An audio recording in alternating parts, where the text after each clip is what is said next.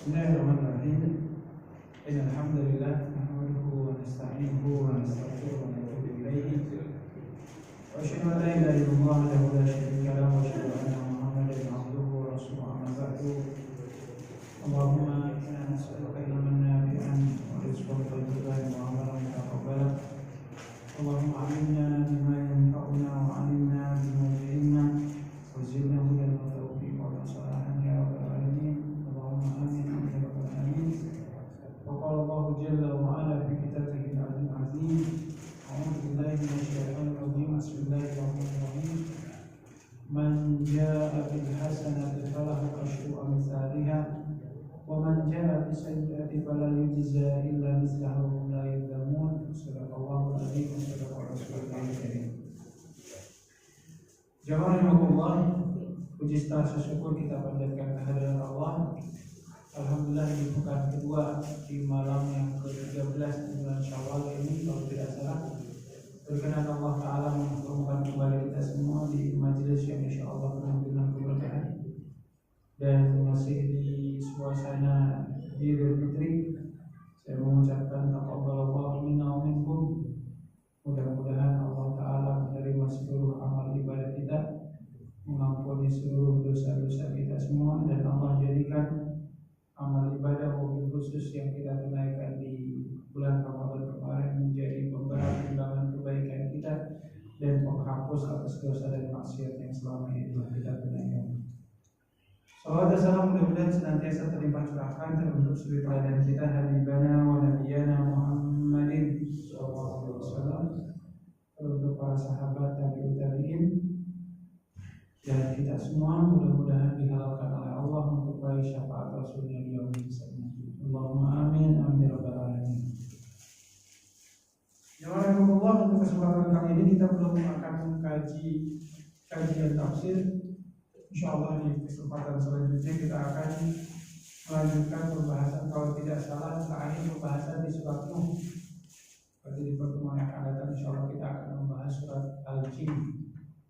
Tapi nanti ya, kalau ngomong tentang ini biasanya lama, kami lebar ngomong.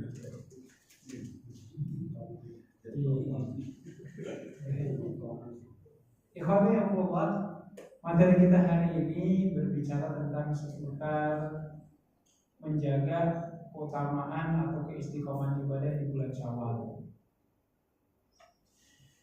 Secara umum Ramadannya sudah selesai, tapi hidup masih berjalan. Ya. Bukan berarti Ramadan selesai semuanya selesai, ya. Allah Ta'ala masih memberikan kesempatan kepada kita, setidaknya masih sampai sekarang Allah izinkan untuk menghirup udara segar, melanjutkan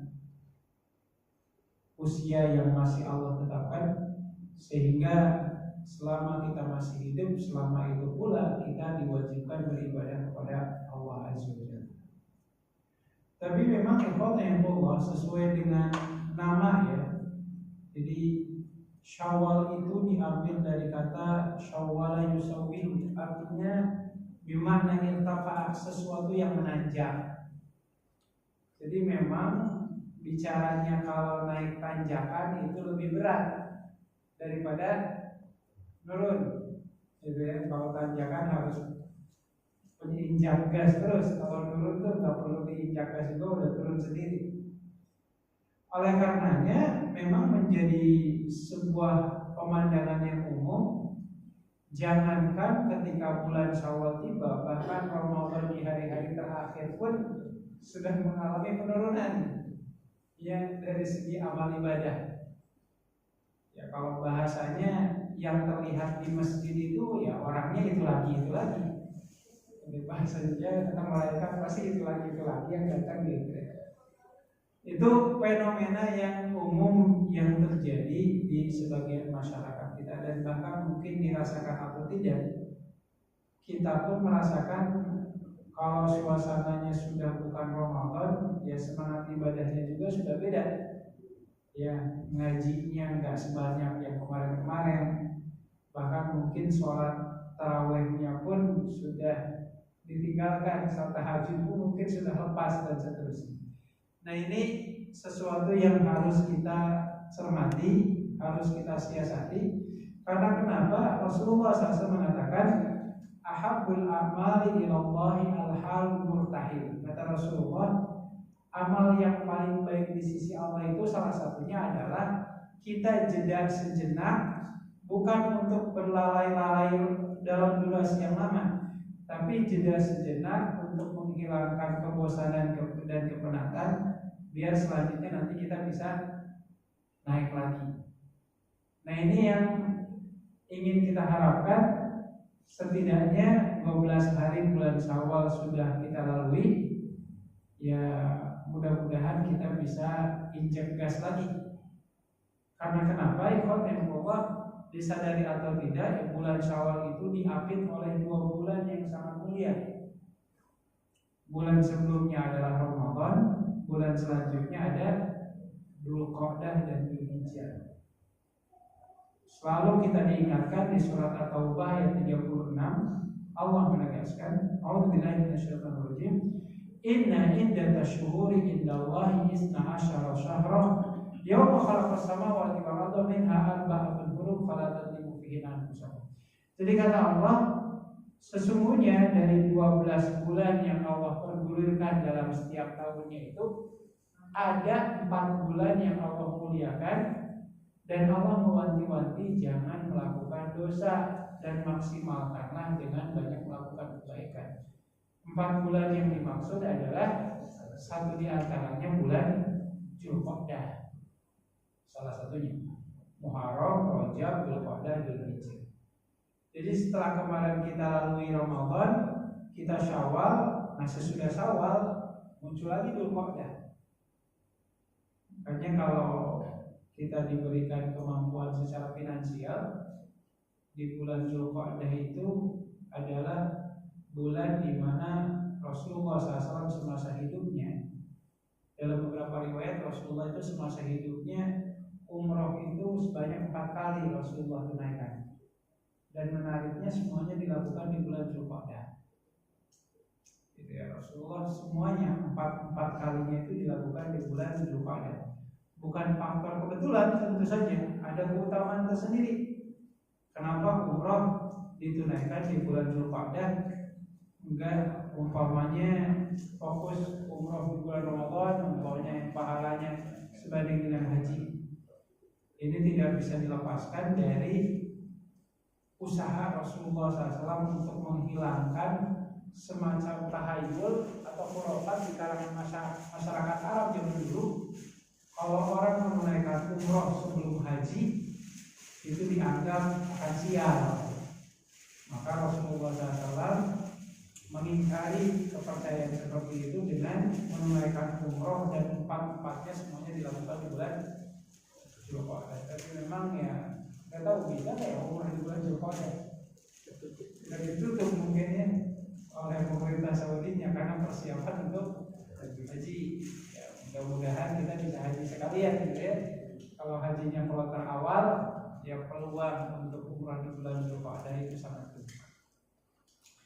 Nah, jadi singkatnya ya Allah, di satu sisi Syawal ini diapit oleh 2 bulan mulia, sehingga di sisi yang lain mungkin karena dianggap tidak terlalu istimewa, ya kualitas amal ibadah kita sedang mengalami penurunan, dirasakan atau tidak.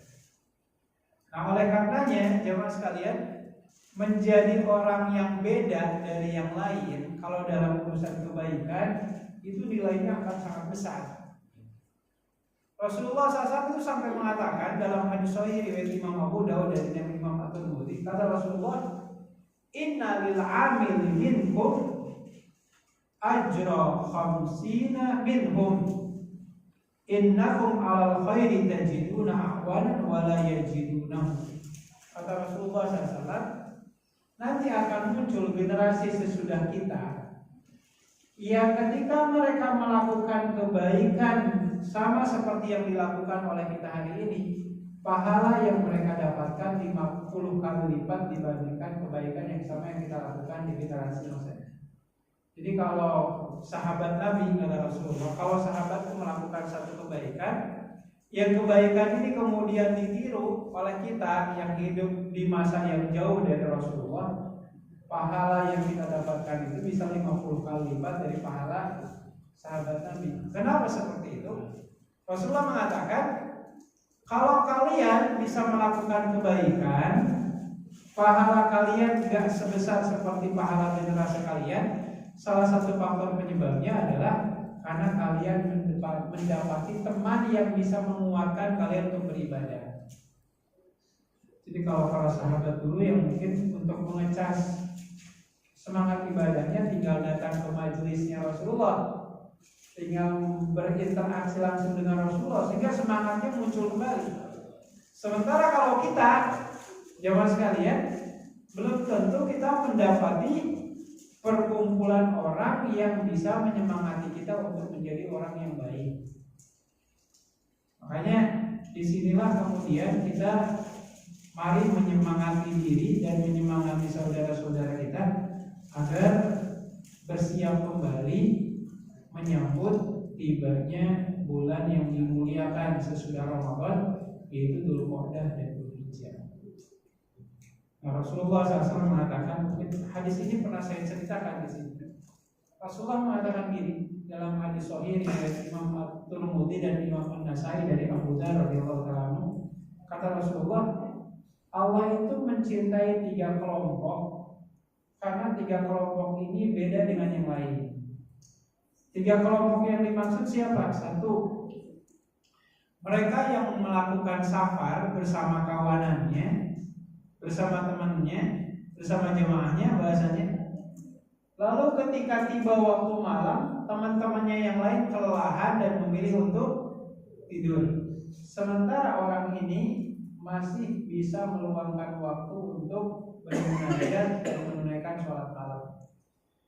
Maka kata Rasulullah SAW, Allah mencintai orang ini. Karena kenapa? Karena dia beda dibandingkan dengan yang lain. Yang lain mah tidur, dia masih menyempatkan untuk sholat yang lain. Itu kelompok yang pertama.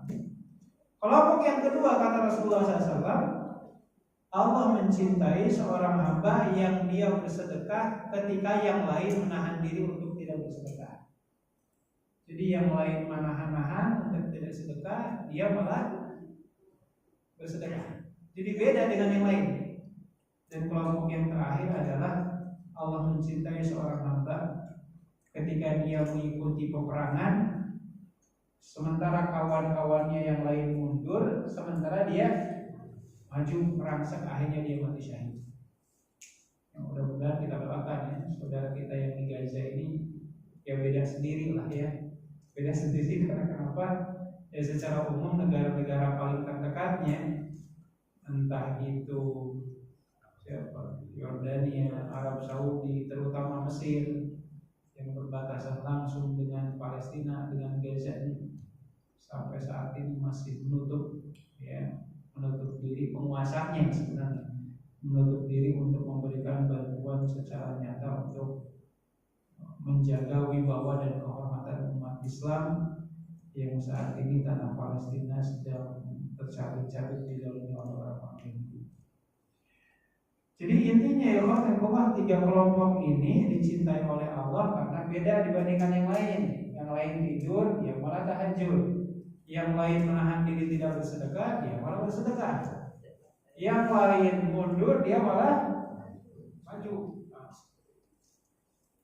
Ya, lagi sekarang kan yang lagi ramai itu orang yang lagi mau beli emas kan. Kalau dilihat di medsos itu ya, berjubel gitu, pada antri mau beli emas. Ternyata orang Indonesia masih banyak orang kaya sampai antri. Ya, karena kenapa? Kalau melihat ya, lihat harga emas sekarang berapa boy? Ibu yang tahu nih. Iya, hampir menyentuh 1,9. Ya, hampir menyentuh 1,9. Bahkan bisa mencapai perkiraan katanya 2 juta 1 gram. Ya. Jual emas jual kita mah nggak punya emas batangan. Jadi Ya mungkin banyak orang yang khawatir terkait masalah finansial keuangannya, uang mau diapain, diinvestasiin di bidang apa dan seterusnya. Ya, itu bagi mereka yang duitnya banyak lah ya. Kalau kita yang penting uangnya pas. Ya. Mau berangkat haji pas, berangkat umroh pas, gitu kan, mau zakat infak sedekah wakaf pas.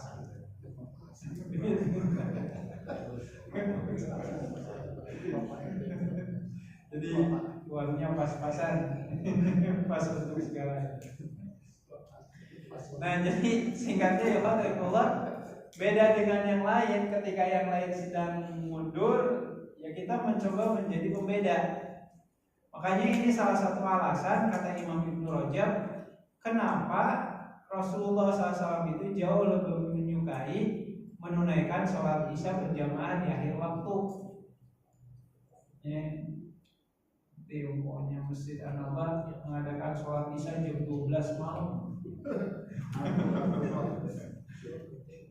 Ya kata Rasulullah, innahu la waktu, itu waktu yang paling utama. Kenapa waktu yang paling utama? Ya jam 12 malam pola lagi bukan mikirin sholat. Jadi tidur kan.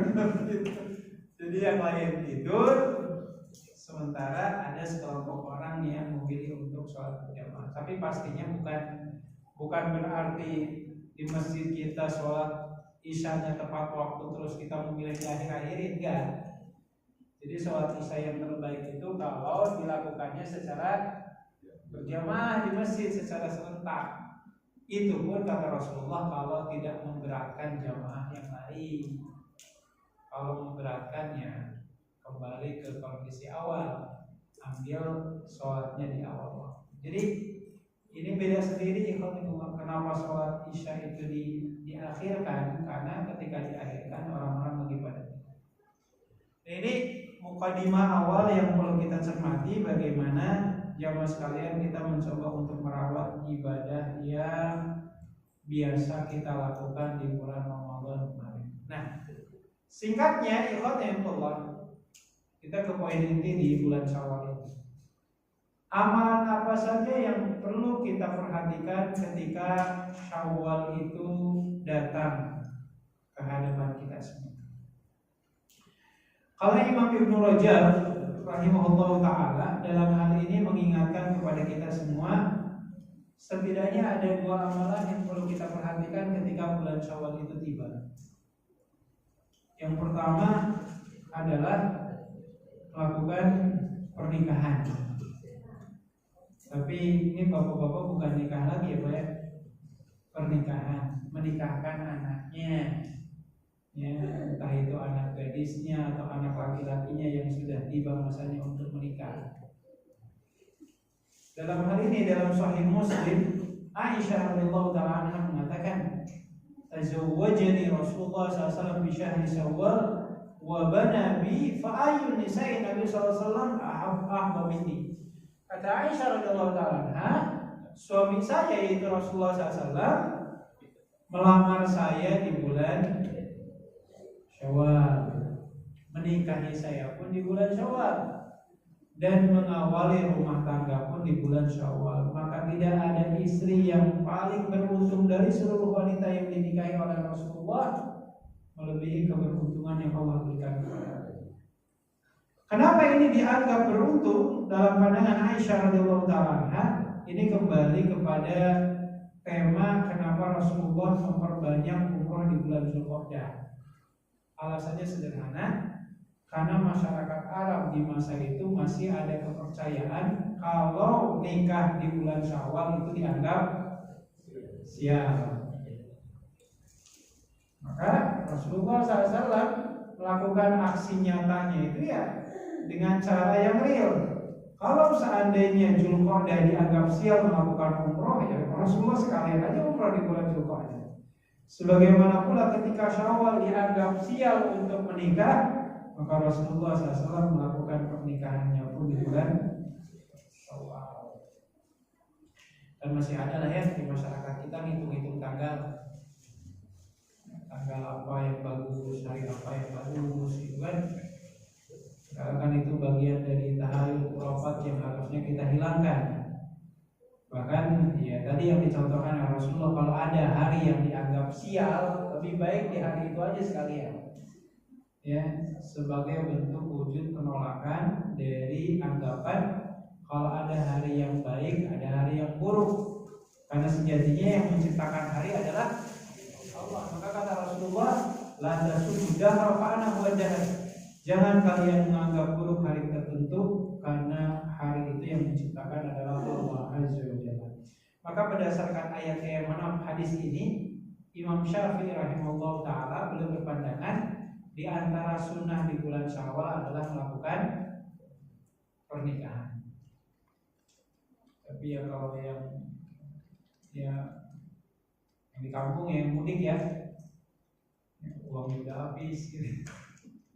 Habis untuk jalan-jalan, undangan kiri kanan seterusnya. Maka siapkanlah ya modal secukupnya. Jangan sampai dihabiskan untuk mudik dan jalan-jalan. Disiapkan juga amplop untuk acara hajatan dan undangannya. Baik, ini amalan yang pertama ya, dan amalan yang terakhir secara umum, dan kita sudah sama-sama mengetahui insyaallah, amalan yang dimaksud adalah menunaikan saum 6 hari di bulan Syawal.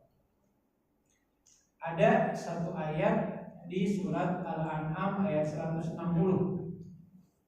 Ini yang menjadi salah satu pijakan, di mana Allah Azza wa Jalla menegaskan, a'udzubillahi minasyaitonir rajim, bismillahirrahmanirrahim, man jaa'a bil hasanati falahu asyru amsalihha. Kata Allah, siapa orang yang melakukan satu kebaikan, Allah akan balas dengan 10 pahala. Wa man jaa'a bisayyi'ati fala yujza illa mislaha wa hum la yudlamun. Dan siapa orang yang melakukan keburukan, Allah hanya akan catat dengan 1 dosa saja. Dan Allah enggak pernah zalim kepada hamba. Jadi berdasarkan ayat ini ada sebuah kalimat, satu kebaikan dibayar 10 pahala. Ini sesuai dengan apa yang dijanjikan oleh Rasulullah terkait saum Syawal ini. Di mana dalam hadis sahih riwayat Imam Muslim, sahabat Abu Ayyub Al-Ansari mengutip apa yang disampaikan oleh baginda Rasulullah SAW, di mana Rasulullah mengatakan, man shoma Ramadhana tsumma atba'ahu shittan min Syawal kana kasiyamid dahr. Siapa orang yang menunaikan saum di bulan Ramadan dilanjutkan dengan 6 hari di bulan Syawal, maka sebanding dengan puasa selama 1 tahun. Jadi ya hitungannya kan tadi satu kebaikan dibalas 10 kebaikan. Jadi kalau kita puasa 30 hari di bulan Ramadan ditambah dengan 6 hari di bulan Syawal, tinggal dikalikan 10. Ya, 30 ditambah 6, 36 dikali 10, 360. Jadi kalau kita bedilah menentaskan kemarin saum Ramadan 30 hari plus dengan 6 hari di bulan Syawal sebanding dengan puasa selama 1 tahun penuh tanpa henti-hentinya. Maka jangan disia-siakan Bapak Ibu sekalian, apalagi malam ini kalau tidak salah kita sudah memasuki malam ke 13, ya, hampir ke pertengahan. Gak kerasa ya, seolah-olah Ramadan baru kemarin ya. Sudah mau pertengahan kedua bulan Syawal ini kita tuntaskan. Maka nasihat untuk saya dan kita semua, bagi yang belum menuntaskan saum Syawalnya, jangan sia-siakan kesempatan emas ini, karena 6 hari yang kita tunaikan seolah-olah kita dalam pandangan Allah puasa selama setahun tanpa henti. Nah, tinggal jamaah yang Allah, ada 2 hal. Mungkin ini menjadi sebuah pertanyaan yang acap kali muncul ketika bulan Syawal itu tiba. Karena kadang sebagian kita sebenarnya suka membentur-benturin amalan. Contoh nanti kalau Idul Adha suka ada yang nanya, akikah dulu atau kurban dulu? Ya, seolah-olah akikah itu hanya ada di Idul Adha doang. Bulan-bulan yang lain kan suka ada. Atau ada yang nanya juga, kalau kurban itu mana dahulukan, kurban atas nama orang tua atau kurban atas nama sendiri? Gitu ya, suka seolah-olah waktunya cuma itu doang gitu ya. Padahal orang tua kita masih hidup, gak pernah diingat-ingat, dibebanin gitu ya. Kita wafat atau kepikiran. Nah, ada dua pertanyaan terkait saum Syawal ini. Yang pertama, pertanyaan pertama adalah, bolehkah kita menunaikan saum Syawal sementara umpama yang punya utang nih, sementara utang Ramadannya belum selesai? Itu pertanyaan yang pertama. Yang kedua adalah, boleh nggak menggabungkan niat saum Syawal dengan saum-saum lainnya? Nah, itu perlu kita cermati secara bersama. Baik, kita coba uraikan satu persatu. Yang pertama, boleh nggak menunaikan saum Syawal sementara saum wajibnya belum tuntas? Nah, ini yang perlu kita cermati secara seksama. Jemaah rahimahullah, boleh nggak mendahulukan yang sunnah dibandingkan yang wajib? Pertanyaannya kayak gitu. Nah, terkait hal ini memang para ulama berbeda pandangan, berbeda pendapat terkait boleh tidaknya mendahulukan yang sunnah di atas yang wajib. Sekaligus ini menjadi pembelajaran bagi kita. Kalau terjadi perbedaan pendapat di kalangan para ulama, kita nih yang jahil, yang awam, tidak sepantasnya nyalah-nyalahin ulama besar. Ambil contoh umpamanya pada perkara-perkara yang, saya ambil contoh yang sensitif lah ya. Umpamanya qunut subuh. Yang menganjurkan qunut subuh siapa? Imam Syafi'i rahimahullah ta'ala. Katakanlah ada di antara kita yang gak setuju dengan pendapat beliau. Bahkan sebagian ulama hari ini ada yang mengatakan punten bid'ah. Pertanyaannya jamaah sekalian, kalau seandainya Imam Syafi'i masih hidup sampai sekarang, lalu kemudian beliau jadi imam sholat kita, kira-kira kita mau nggak diimami sama Imam Syafi'i? Pasti mau. Pasti mau. Dengan segala bentuk kekurangan dan kelebihan beliau. Maka ini yang perlu kita cermati. Nah, saya ambil contoh itu. Jadi dulu itu pernah terjadi perdebatan terkait kalau orang sudah berwudu terus berbekam, apakah wudunya batal atau tidak karena bekam yang dilakukan? Karena ada sebagian ulama seperti Imam Hambali yang mengatakan siapa orang yang sudah wudu terus bekam maka wudunya batal. Dan ternyata di antara ulama yang menentang itu salah satunya ada seorang ulama namanya Imam Abu Yusuf. Imam Abu Yusuf ini sahabat dekatnya Imam Hanafi. Sementara Imam Hanafi mengatakan siapa orang yang sudah wudu berbekam wudunya tidak batal. Tapi suatu saat ibadah Allah izin Allah Ta'ala nih, Imam Abu Yusuf itu sholat dan yang jadi imamnya adalah khalifah namanya Harun ar-Rasyid. Sementara Harun ar-Rasyid saat itu ketahuan baru selesai di bekam, dan ternyata Harun ar-Rasyid nggak mengulangi lagi wudunya. Imam Abu Yusuf ikut tuh sholat berjamaah, yang jadi imam sholatnya Harun ar-Rasyid yang selesai berbekam. Ketika selesai sholat, ada yang nyeletuk, apa nyeletuk itu ya? Ada yang ngomong gitu ke Imam Abu Yusuf, katanya kalau sudah bekam, ya, sesuai perkataan Imam Hambali wudunya batal. Nah, Anda sendiri kenapa mau jadi makmumnya Harun ar-Rasyid? Beliau mengatakan, wahai saudaraku, kalau seandainya yang jadi imamnya adalah Imam Hanafi atau Imam Malik yang mengatakan berbekam itu tidak membatalkan wudu, Anda masih mau jadi makmumnya atau enggak? Itu contoh sih sebenarnya ketika kita menyikapi perbedaan-perbedaan yang ada. Padahal kan fatal kalau seandainya bekam itu memang disepakati batal wudunya seseorang, kira-kira mau nggak kita dipimpin oleh imam yang wudunya udah batal? Pastinya nggak mau. Tapi dalam konteks perbedaan pendapat, para ulama bisa menyikapinya dengan lapang dada. Ya, saya ambil contoh ini terkait tadi pembahasan awal. Boleh nggak menunaikan saum sunnah seperti saum Syawal sementara utang Ramadannya belum tuntas? Mungkin seperti ibu-ibu lah ya, yang Ramadan kemarin datang bulan. Boleh nggak saum sunnah sementara hutangnya belum? Para ulama punya pandangannya masing-masing. Ya salah satunya adalah Imam Hanafi atau Imam Abu Hanifah. Imam Hanafi mengatakan tidak jadi masalah mendahulukan yang sunnah di atas yang wajib dengan catatan kalau waktu untuk menunaikan yang wajib itu waktunya masih panjang, masih luas. Maka contoh dalam bab mengqadha puasa, ada nggak ketentuan mengqadha puasa itu harus dilakukan di bulan sekian, di tanggal sekian? Kan nggak ada. Allah Azza wa Jalla menegaskan di surat Al-Baqarah ayat 184, Allah menegaskan, a'udzubillahi minasyaitonir rajim, faman kana minkum maridhan aw 'ala safarin fa iddatun min ayyamin ukhra.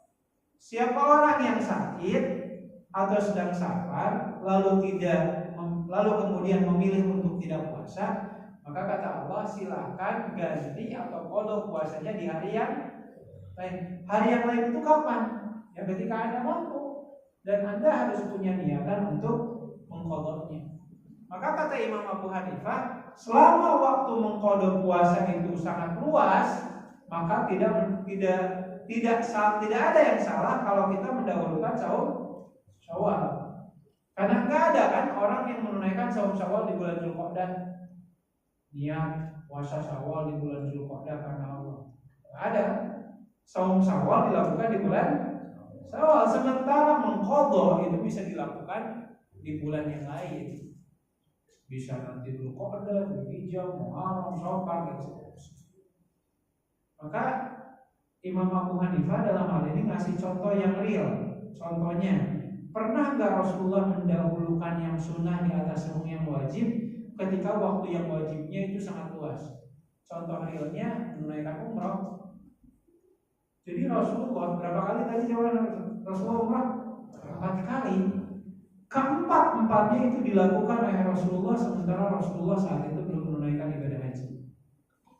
Jadi beliau dahulukan umrah, baru di akhir hayatnya beliau menunaikan haji. Jadi itu contoh. Terlepas dari perbedaan pendapat, di kalangan para ulama ada yang mengatakan kalau umrah hukumnya sunnah muakkad, sementara haji ketika kita memenuhi kriterianya hukumnya adalah wajib. Jadi itu contoh. Seperti zaman sekarang gitu ya. Orang kan mungkin banyak berpikir kalau saya antri haji 20 tahun, kenapa udah 20 tahun ya sekarang. Sementara kalau umroh biarinlah ada uang, ya berangkat, ya bahasanya 30 juta bisa langsung berangkat. Maka berpikir, saya mending umroh dulu. Nanti kalau bisa umroh, saya ngumpulin uang lagi, baru saya beli kursi atau kuota untuk haji. Itu contoh. Maka kata Imam Hanafi, kalau waktu untuk yang wajibnya itu masih panjang, maka tidak apa-apa mendahulukan yang sunnah. Yang tidak boleh itu kalau waktu yang wajibnya sempit. Contoh, ada sebuah kalimat, kurang lebih redaksinya, la sholata ba'dal iqamah. Kalau kita terjemahkan, tidak ada yang namanya sholat sunat kalau iqamat sudah dikumandangkan. Jadi kalau sudah qomat, kita mau sholat sunnah apapun dan nggak boleh. Karena yang berlaku saat itu adalah sholat wajib. Suka atau nggak suka, meskipun bahasanya kita sudah menunaikan 1 rakaat, tinggal tersisa 1 rakaat lagi, tapi kalau sudah qomat, hentikan sholat sunnah kita.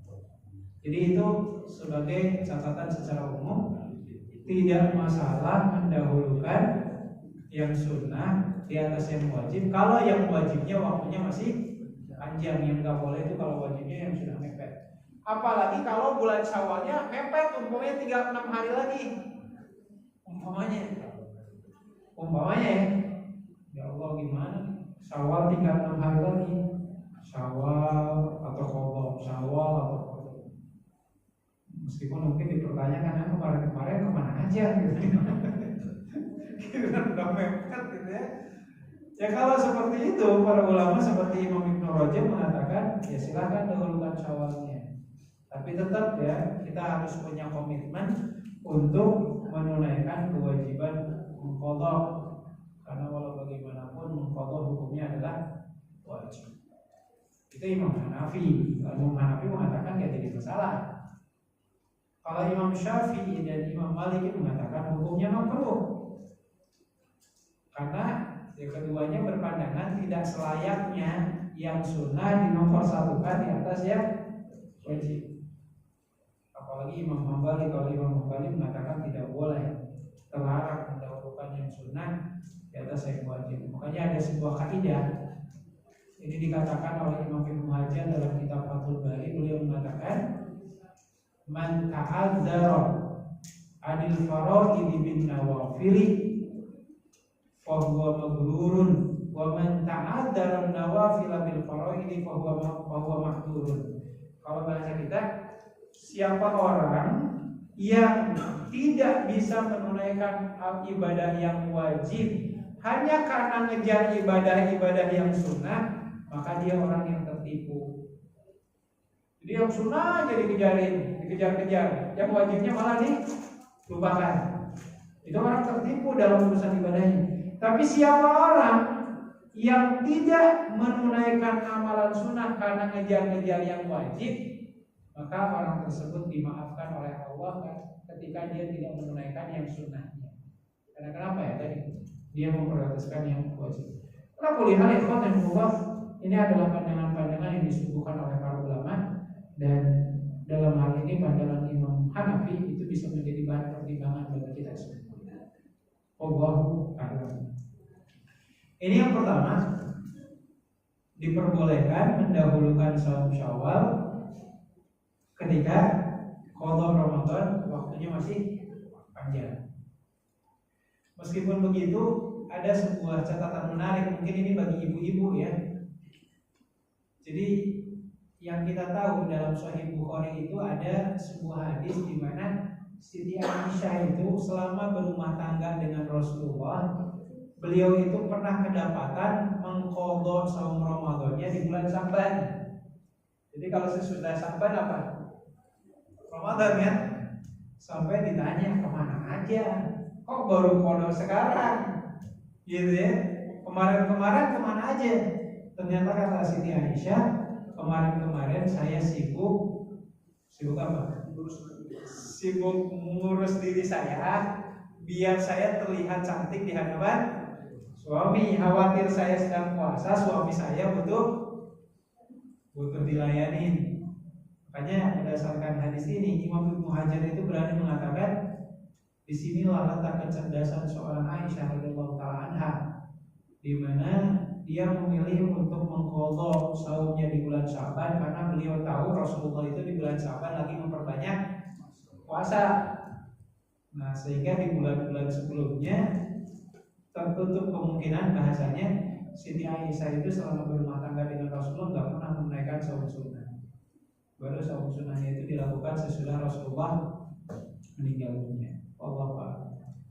Jadi intinya ya bagi ibu-ibu, memang kan tidak bisa diingkari di antara syarat agar seorang istri itu diterima ibadah saum sunnahnya, salah satu syaratnya adalah harus ada izin dari suami.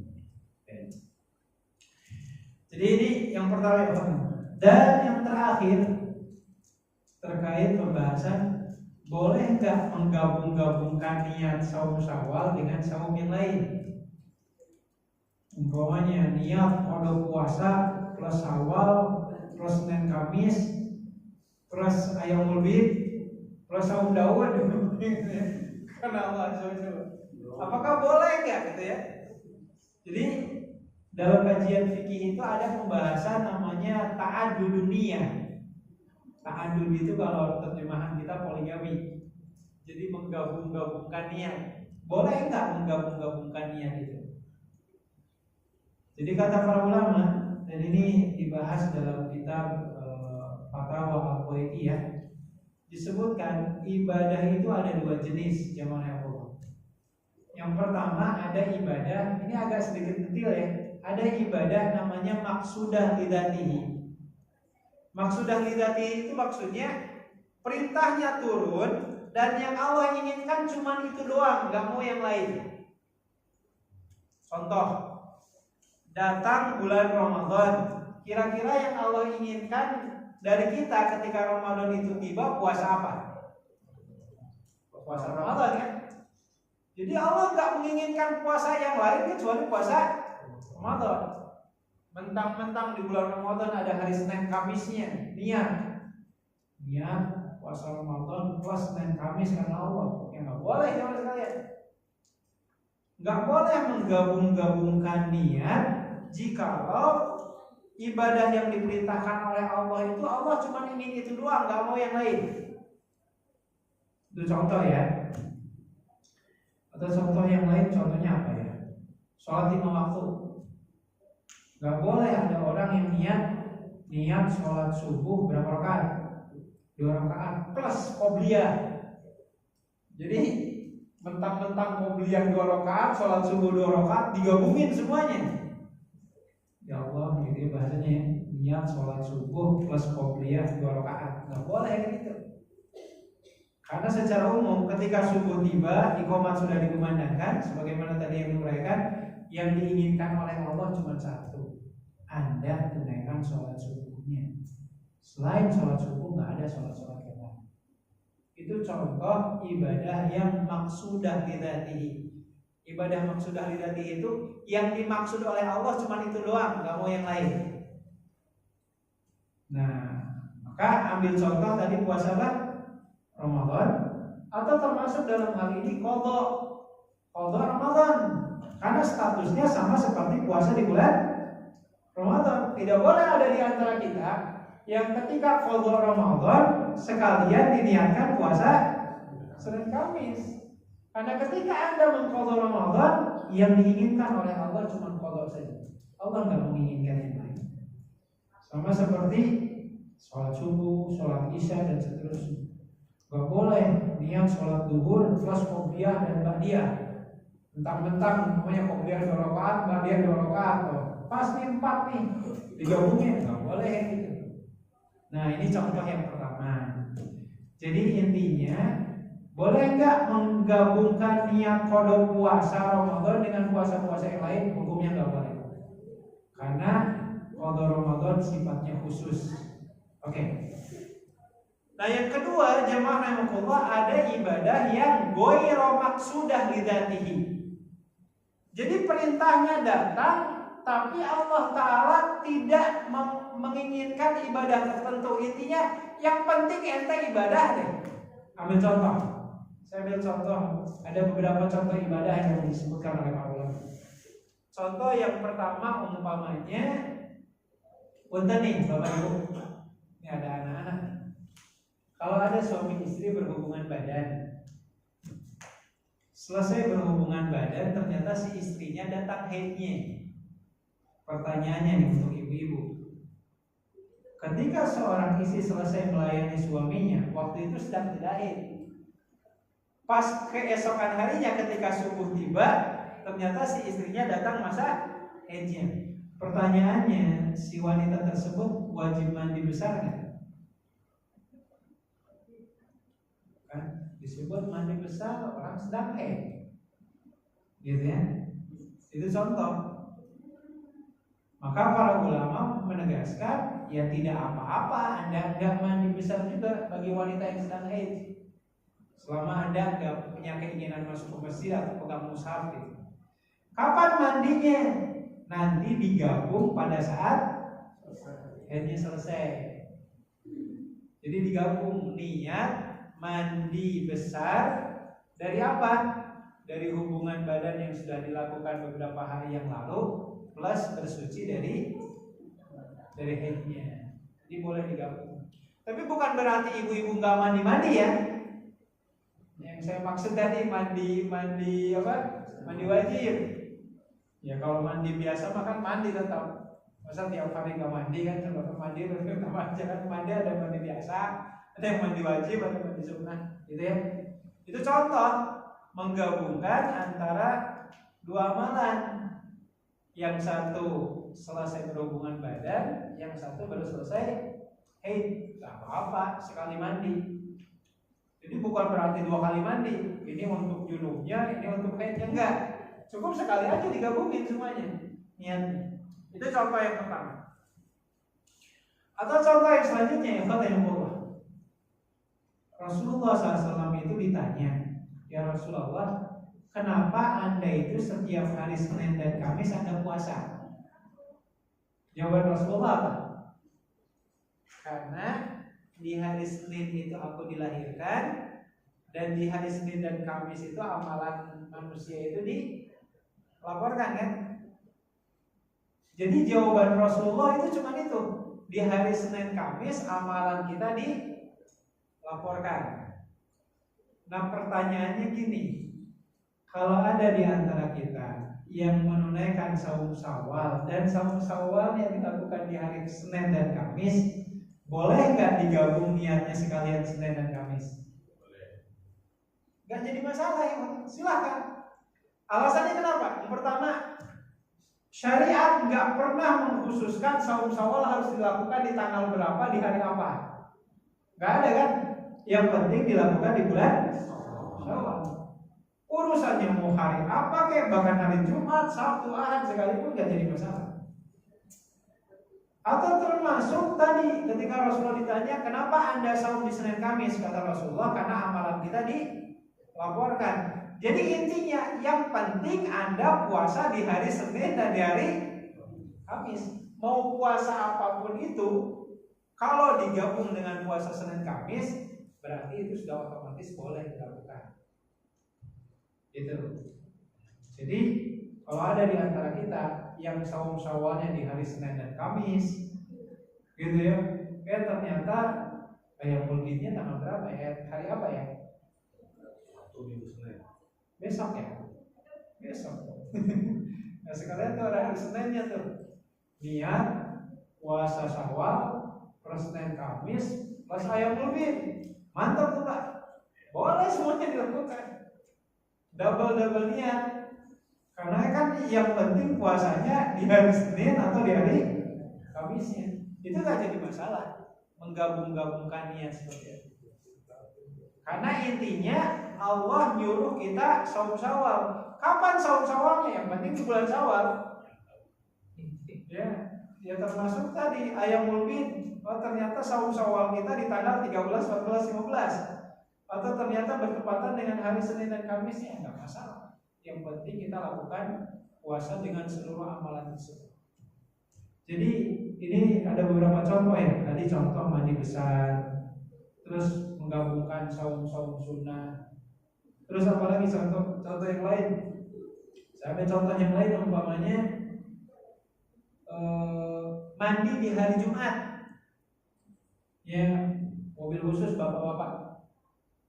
Ya, karena ada sunnah sebelum kita menunaikan sholat Jumat disunahkan untuk mandi. Kan ada sunnah ya. Mohon maaf, berhubungan suami istri itu sunnahnya dilakukan di hari apa Pak? Hari Jumat. Tapi bukan di malam Jumatnya ya. Tapi sebelum berangkat sholat Jumat. Laki-lakinya. Cuman kalau yang kerja di tempat kerjanya nggak bagus juga kalau izin ke atasan pulang menunaikan sunnah Rasul. Kalau seandainya, kalau nggak salah Jumat depan tanggal merah kan ya Pak? Jumat depan ya, izin Allah ya. Izin Allah ada di antara bapak-bapak yang sebelum sholat Jumatnya niatnya ingin menghidupkan sunnah Rasul. Kan disebutkan ya, orang yang sebelum ke masjid mohon maaf melakukan mandi junub, terus jalan kaki ke masjid gak naik kendaraan, itu pahalanya seperti pahala sholat dan puasa selama setahun. Oh, luar biasa gitu. Gak cuma saum-saum doang, bahkan kalau dapat barisan pertama kan, pahalanya korban seekor unta, kan kayak gitu kan? Masya Allah, makin semangat aja bapak-bapak mendengar ada sendiri. Nah izin Allah Ta'ala, kalau ada di antara kita sebelum sholat Jumat, mohon maaf, dalam kondisi junub. Sementara tidak memungkinkan kita menunaikan sholat dalam kondisi junub, melainkan sebelumnya harus mandi wajib. Ada dua ibadah yang bertemu di satu waktu yang sama. Yang saya maksud, pertama sunnah mandi sebelum sholat Jumat, dan yang kedua kewajiban mandi ketika kita dalam kondisi junub. Maka dua niat itu dua-duanya boleh digabung. Niat menghilangkan hadas besar plus niat mandi sunnah untuk sholat Jumat, boleh itu digabung. Sama seperti kasus tadi seorang wanita selesai berhubungan badan di saat yang sama ternyata datang masyarakat. Pada contoh yang terakhir, ikhwan, ini sebagai penutup. Contoh yang terakhir adalah terkait perintah menunaikan sholat sunnah. Ada dua jenis sholat sunnah yang Rasulullah SAW perintahkan kepada kita, dan kedua-duanya amat mungkin untuk kita gabung. Sholat sunnah apa yang dimaksud? Satu, kata Rasulullah SAW, siapa orang yang selesai menunaikan wudhu dilanjutkan sholat 2 rakaat, maka pahalanya atau balasannya seluruh dosa kita akan diampuni oleh Allah. Jadi selesai wudhu sholat 2 rakaat. Sholat apa yang dimaksud? Ya, kan Rasulullah nggak pernah ngasih nama syukrul wudhu. Yang ngasih nama itu para ulama. Daripada nggak ada nama, ini dikasih nama syukrul wudhu, bersyukur karena sudah berwudhu, kan gitu. Ini hadis yang pertama ya, perintah sholat 2 rakaat sesudah wudhu. Rasulullah secara pribadi nggak kasih nama. Sholat yang kedua, kata Rasulullah, kalau Anda masuk ke masjid, jangan langsung duduk sebelum sholat 2 rakaat. Enggak dikasih nama tahiyatul masjid. Ya. Karena kalau kita sholat di musola, tahiyatul musola, Rasulullah nggak kasih nama. Yang penting ketika Anda masuk ke masjid, idza dakhala ahadakumul masjidah fala yajlis hatta yusalli rakaatain. Kalau Anda masuk ke masjid, jangan duduk dulu sebelum sholat 2 rakaat. Sholat apa? Yang penting sholat 2 rakaat. Nah, jadi ini ada dua kondisi nih. Kalau kita nih, bapak-bapak umpamanya, wudhunya itu tidak di rumah, di tempat wudhu kita di sini. Pas masuk ke masjid, mana yang didahulukan? Syukrul wudhu dulu atau tahiyatul masjid dulu? Kalau syukrul wudhu nanti pas sholat ada duduk, gitu kan? Kalau duduk nggak ada tahiyatul masjid, gitu kan? Kalau tahiyatul masjid dulu berarti terjeda syukrul wudhunya, karena syukrul wudhu dilakukan seusai kita menunaikan wudhu, nggak boleh ada aktivitas yang lain. Maka kata para ulama, dalam kondisi seperti ini kita boleh menggabung-gabungkan niat. Jadi ketika masuk ke masjid, bapak-bapak, ibu-ibu, niatkan syukrul wudhu plus tahiyatul masjid plus sholat sunat qobliyah. Boleh dilakukan sekali berdaya 2-3 terlampaui. Meskipun ada pertanyaan gini, kira-kira mana yang paling afdol? Sholat 2 rakaat mewakili 3 jenis sholat tadi, syukrul wudhu, tahiyatul masjid, qobliyah, atau sholat dengan cara dipisah-pisah, syukrul wudhu dulu, tahiyatul masjid dulu, baru qobliyah. Mana yang lebih afdol? Yang sholat 2 rakaat atau yang sholat 6 rakaat? Nah, disinilah kembali kepada sebuah kaidah. Ketika Rasulullah nanya kepada para sahabat, mana yang lebih utama, ahli ibadah dengan ahli ilmu? Ahli ibadah yang ngandelin ibadahnya dengan semangat, ahli ilmu yang ibadahnya dengan ilmunya. Mana yang lebih afdal? Ahli ilmu dengan ibadahnya. Maka orang yang ibadahnya tadi menggabung-gabungkan niat karena dia tahu ilmunya, maka keutamaan orang yang beribadah dengan ilmu itu jauh lebih baik dibandingkan orang yang beribadah ngandelin semangat. Ini mah kalau ngitung-ngitung ya Pak, Kalau kita sholat yang 2 rakaat, lebih tumaninah mana, lebih tenang mana, yang 2 rakaat atau yang 6 rakaat? Yang 2 rakaat, yang 2 rakaat menyantai. Oh masih lama, ada 6 menit lagi. Tapi kalau yang 6 rakaat, mungkin dikejar-kejar. Bahkan mungkin jamaah yang lain juga udah melihat, wah ini bapak ini nih kalau datang ke masjid jangan datang telat, gitu. Sholatnya 6 rakaat. Akhirnya malah jadi ngeselin gitu. Udah tahu tuh di masjid itu umpamanya ada apa? Ada apa namanya? Ada jamnya. Jeda antara adzan dan qomat itu sekian menit, masih aja ngotot ingin 6 rakaat sholat.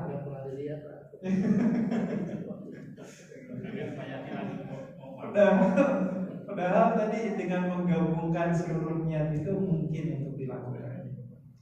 Maka Imam Ibnu Rajab mengatakan disinilah kecerdasan para sahabat zaman dulu, di mana mereka ketika melakukan satu amalan bisa double niat, pahalanya tetap dapat semuanya dan mereka bisa tumaninah dalam beribadah kepada Allah.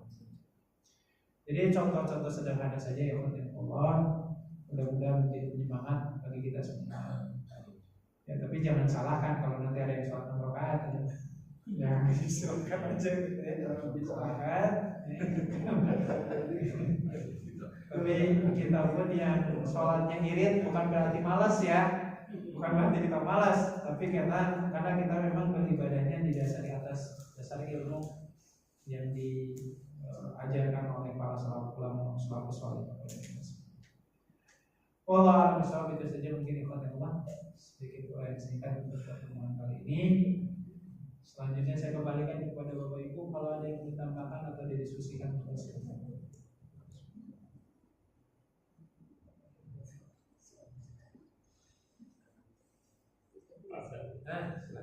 Yang berjalan. Kalau tadi kan digabung-gabungkan untuk sholat sunat, ya tadi aku sama beberapa ini ya. Kalau kita kadang-kadang pernah ya, kan kalau tujuannya kan harus takyar ya dulu baru selesai urutannya. Tapi kadang-kadang begitu sholat itu sudah niat qobla dulu ya, tapi belum tahyatul. Itu gimana Mas? Kalau apakah nanti setelah qobla boleh tahyatul atau enggak boleh? Berarti kan enggak gitu ya? Iya. Itu gimana? Iya.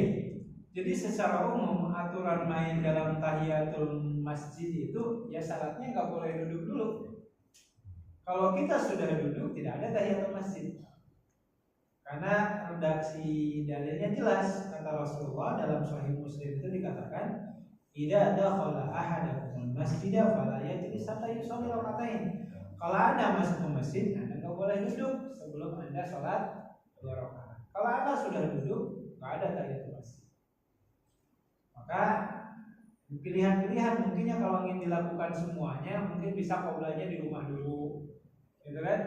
Atau syukur wudhunya di rumah, sehingga ketika kita mau masuk ke masjid, mau tahiyatul masjid tetap dilakukan, itu memungkinkan. Tapi kalau seandainya seperti kejadian tadi, kita mendahulukan sholat sunnah qobliyah, sementara ketika sholat sunnah itu ada posisi di mana kita harus duduk, maka otomatis tahiyatul masjid itu menjadi gugur. Seperti itu. Wallahu a'lam.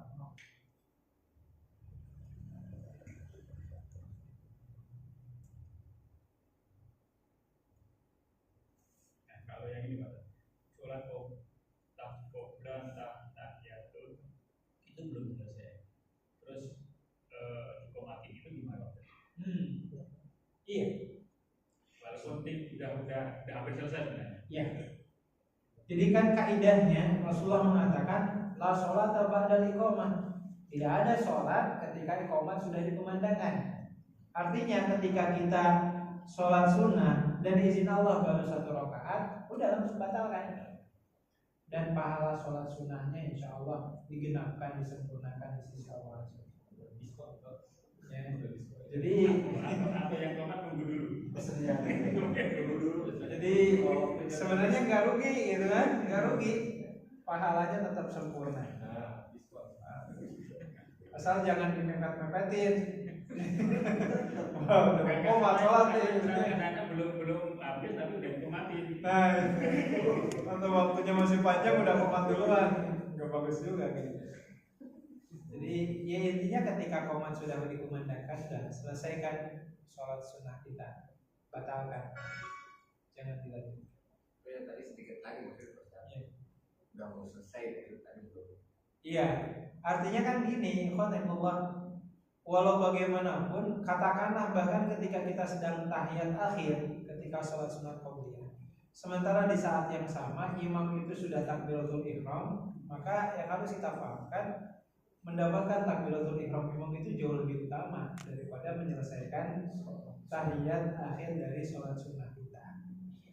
Makanya ya secara umum batalkan sholatnya meskipun posisi kita sedang tahiyat akhir umpamanya, kecuali kalau bisa mengestimasi waktu ya kayaknya imamnya juga nungguin saya nih umpamanya, nanti kualat kalau dia takbir terus saya bagus belum.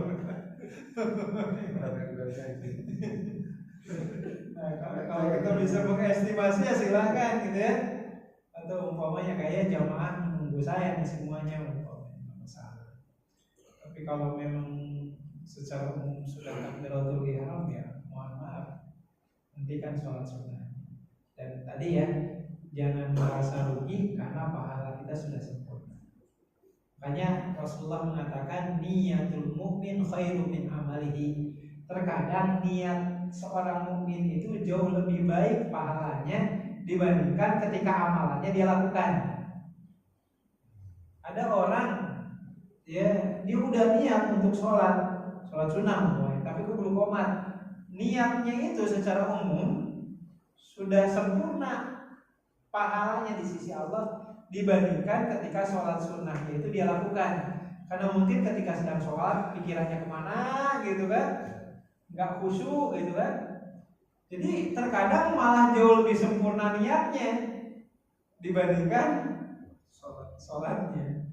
Tapi harus dipahamkan ya, jangan cuma niat doang. Yang dimaksud niat di sini memang udah ada bukti konkretnya, ya kan? Bukan niat doang.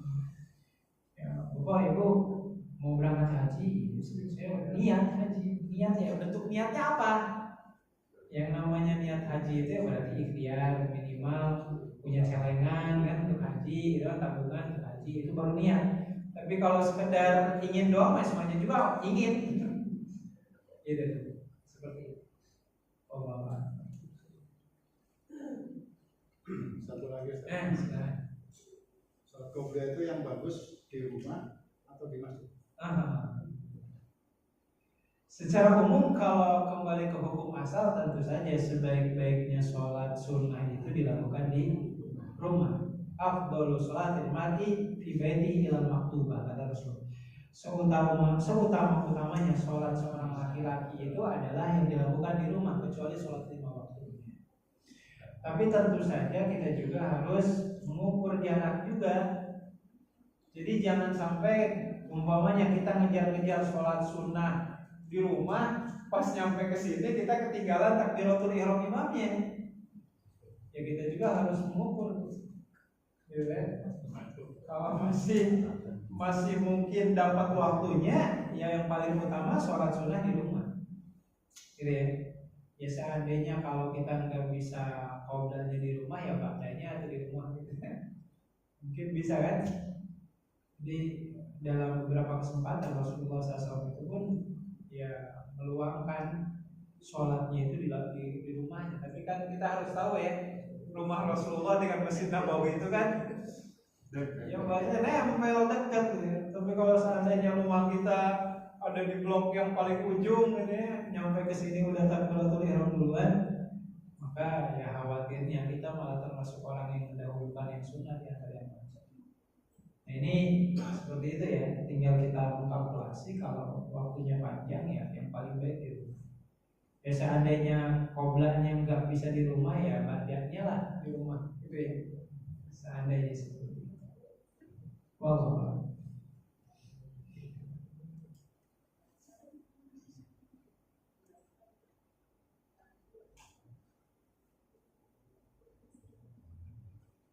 Masih ada Bapak Ibu? Nah, silakan. Kalau apa kan mazhab itu kan banyak ya, ada Syafi'i, Hambali gitu. Kalau misalkan gitu kita tuh milih mazhab di mana yang satu sisi kita pilih Syafi'i, yang lain itu nggak masalah. Iya. Sebenarnya kita itu kan garis keturunannya kan berdasarkan orang tua biasanya. Kalau kita Syafi'i kita ikut itu. Tapi kalau sekarang kita gaduh-gaduh gitu kita pilih nggak masalah, boleh apa enggak? Iya, secara umum yang harus yang pertama kita harus berhusnudzon dulu lah sebenarnya ke ulama 4 madhab ini. Jadi nggak ada satupun di antara ulama 4 madhab ini yang ingin menyesatkan kita semua. Dan dirasakan atau tidak, ya saya ambil contoh, sepertinya sholat 5 waktu kita pun semuanya gado-gado. Sholat 5 waktu, ya contoh ya, kalau Bapak Ibu yang ngaku bermadhab Imam Syafi'i itu mensunahkan membaca ta'awud itu di setiap rakaat. A'udzubillahi minasyaitonirrajim. Nah pertanyaannya, kita yang bermadhab Syafi'i baca ta'awud nggak setiap rakaat?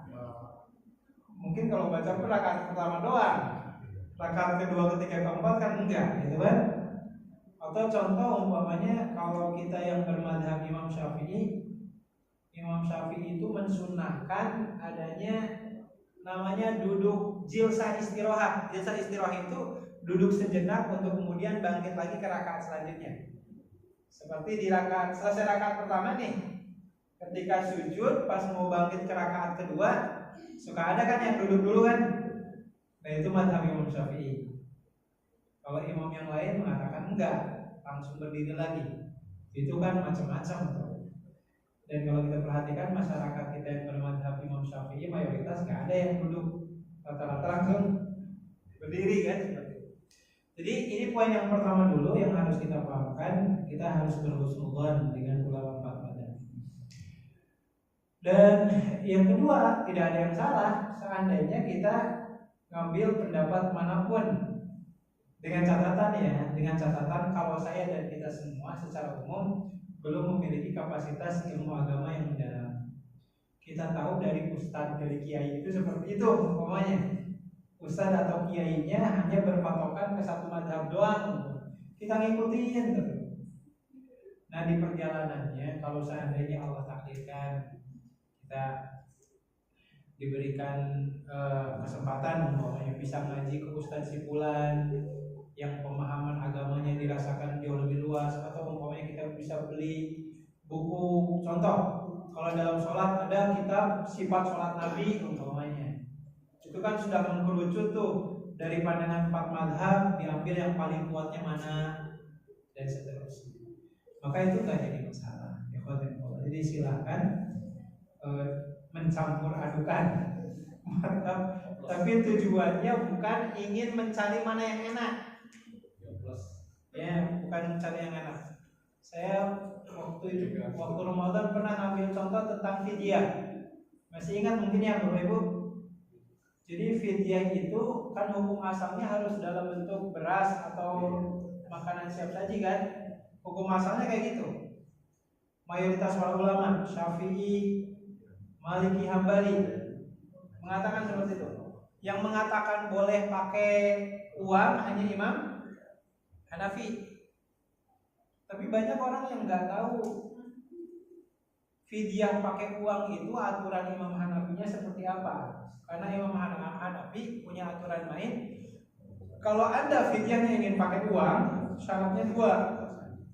1, fidyahnya itu harus disetarakan dengan bahan makanan pokok penduduk Madinah. Berarti hitungannya bukan beras tapi kurma. Gitu. Dan yang kedua, kata Imam Hanafi, ukuran perharinya 4 kilo. Jadi kalau ada yang fidyahnya pakai duit, seharinya seharga 4 kilo kurma. Tinggal dikalikan. Kurma yang mana? Monggo, ajwa. Nah, di masyarakat kita itu ada yang mengadopsi campur sari, tapi nanti ujung pangkalnya nyari yang paling enak. Jadi fidyahnya pakai uang, tetapi ukurannya nggak pakai uang, ukurannya pakai beras. Itu pun berasnya hanya 1 porsi makan. Jadi campur aduk tuh, tapi nyomot-nyomot. Jadi ujung pangkalnya mana yang paling enak. Sama seperti orang yang mau nikah.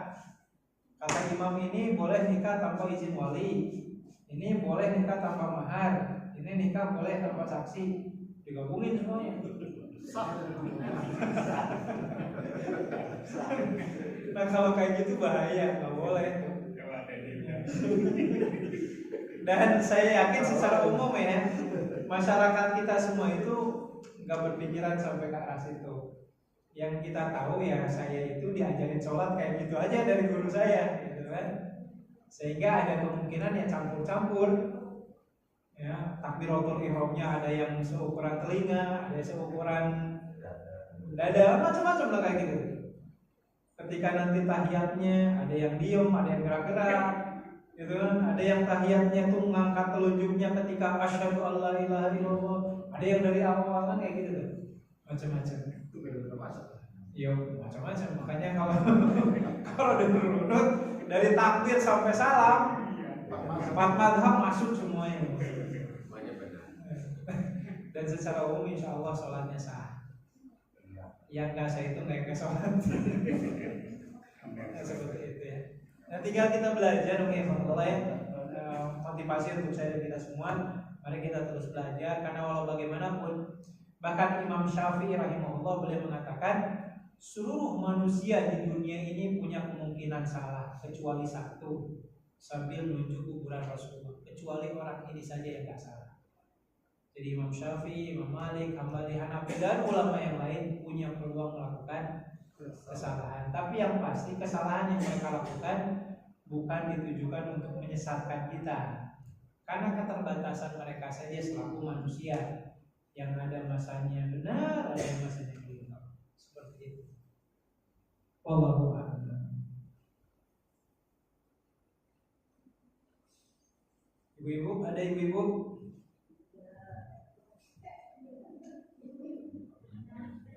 Ada yang mau ditanyakan?